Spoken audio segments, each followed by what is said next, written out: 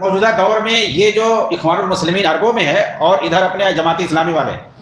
یہ لوگ زیادہ یہ ٹرینڈ پھیلاتے ہیں اس طرح کی آیتوں کو پڑھ کر کے، یا ایھا الذین آمنوا لا تتخذوا اليہود والنصارى اولیاء بعضهم اولیاء بعض، کہ یہود و نصارہ سے دوستی نہ کرو نہیں تو تم بھی انہی کی طرح سے کافر ہو جاؤ گے۔ عربوں میں سے کوئی حاکم گیا امریکہ گیا ملاقات کرنے کے لیے، سفارتی تعلقات کی بنیاد پر یا اور کسی چیز کی بنیاد پر، تجارتی تعلقات ہیں اور اس کی بنیاد پر گیا ہے ملاقات کر رہا ہے کسی عیسائی حاکم سے، تو اب اس کو دکھا کر کے کیا بولا، دیکھو یہ امریکیوں سے مل رہا ہے، عیسائیوں سے مل رہا ہے، نصارہ سے مل رہا ہے، یہودیوں سے مل رہا ہے،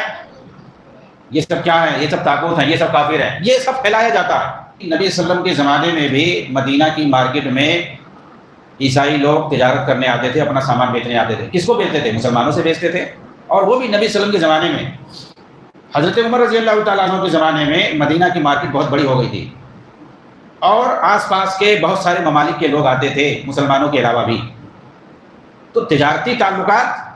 قائم کر سکتے ہیں، سیاسی اور سفارتی تعلقات بھی قائم کر سکتے ہیں، اس میں کوئی حرج نہیں ہے۔ اللہ کے رسول صلی اللہ علیہ وسلم نے مکہ والوں سے معاہدہ کیا تھا، صلح حدیبیہ مشہور ہے، اور جب غزوہ تبوک پر گئے تھے واپس آئے تو بہت سارے کافر جو ہے قبائل سے آپ نے معاہدے کیے۔ معاہدہ کرنا، صلح کرنا، یہ سب کا کیا مطلب ہے؟ یہی سارے مطلب ہے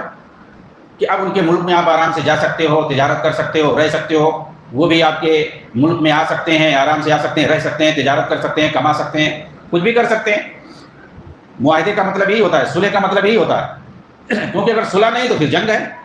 تو عام طور سے ایک ممالک ایک دوسرے سے صلح کی حالت ہی میں رہتے ہیں۔ تو یہ میں تفصیل سے کیوں بتا رہا ہوں؟ اس لیے بتا رہا ہوں کہ بہت سارے لوگ اسی آیت کو پڑھ کر کے، اسی طرح کی آیت کو پڑھ کر کے، یہودیوں کو اپنا دوست نہ بناؤ، عیسائیوں کو اپنا دوست نہیں بناؤ، نہیں تو کافر ہو جاؤ گے۔ کیا ہو جاؤ گے؟ کافر ہو جاؤ گے۔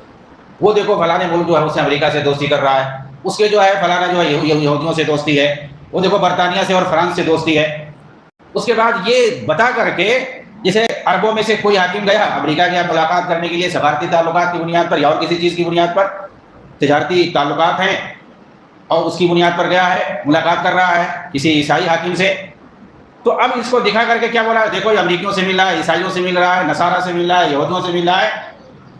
یہ سب کیا ہے، یہ سب طاغوت ہیں، یہ سب کافر ہیں، یہ سب پھیلایا جاتا ہے۔ اور موجودہ دور میں یہ جو اخوان المسلمین عربوں میں ہے اور ادھر اپنے جماعت اسلامی والے، یہ لوگ زیادہ یہ ٹرینڈ پھیلاتے ہیں اس طرح کی آیتوں کو پڑھ کر کے، یا ایھا الذین آمنوا لا تتخذوا اليہود والنصارى اولیاء بعضهم اولیاء بعض، کہ یہود و نصارہ سے دوستی نہ کرو نہیں تو تم بھی انہی کی طرح سے کافر ہو جاؤ گے۔ حالانکہ آپ دیکھو گے یہی لوگ جو فتویٰ دیتے ہیں تفصیل بتائے بغیر، آپ قرآن میں جائیں گے تفصیل پڑھنے کے لیے تو وہ ساری چیزیں جو میں نے بتایا ہے یہ سب ملے گا کہ یہاں کیا مراد ہے، دینی پہلو سے مراد ہے، جو منع کیا گیا ہے دینی پہلو سے منع کیا گیا ہے۔